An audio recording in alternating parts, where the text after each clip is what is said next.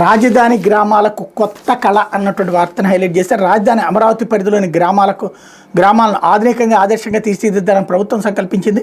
ఆ మేరకు వాటిని స్మార్ట్గా తీర్చిదిద్దుతోంది. ఒక్కో వసతి కల్పిస్తూ రూపురేఖలు మారుస్తోంది. Amaravati smart and sustainable city corporation ఆధ్వర్యంలో city investments to innovative integrate and supplies project కింద 138 కోట్లతో 14 పాఠశాలలు, 17 మోడల్ అంగన్వాడీలు, 16 ఈ హెల్త్ అండ్ వెల్నెస్ సెంటర్ల నిర్మాణ పనులు చేపట్టింది. ఇందులో కొన్ని నిర్మాణాలు పూర్తి చేసుకుని ప్రారంభోత్సవానికి సిద్ధంగా ఉన్నాయి. భవనాలన్నింటిపైన సౌర ఫలకాలను బిగించింది అన్నటువంటి వార్తని హైలైట్ చేసి చాలా మంచి వార్త, చక్కటి వార్త, తప్పేం లేదు. కానీ ఇది ఇప్పుడు ఇలా పెట్టగలిగారు కదా, దాదాపు 10,000కి పైగా స్కూళ్ళని కదా బాగు చేసింది జగన్ టైంలో. నాడు నేడు కింద 10-15 వేలకు పైగా కదా, దాదాపు 10-15 వేల ఆసుపత్రులు కట్టించాడు కదా, రైతు భరోసా కేంద్రాలు కట్టించాడు కదా. అప్పుడు ఇట్లాంటిది రాశారా?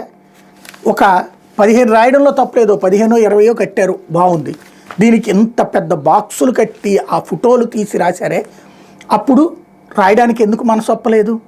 అంటే మనకి కావలసినోడు చిన్నది చేసినా ఎక్స్ప్లాయిట్ చేసి చూపెడతాం, మనకి నచ్చనోడు ఎంత చేసినా ఎంతే చూపెడతాం అన్నటువంటి ధోరణి అయితే ఇక్కడ పోనటువంటి పరిస్థితి. ఇకపోతే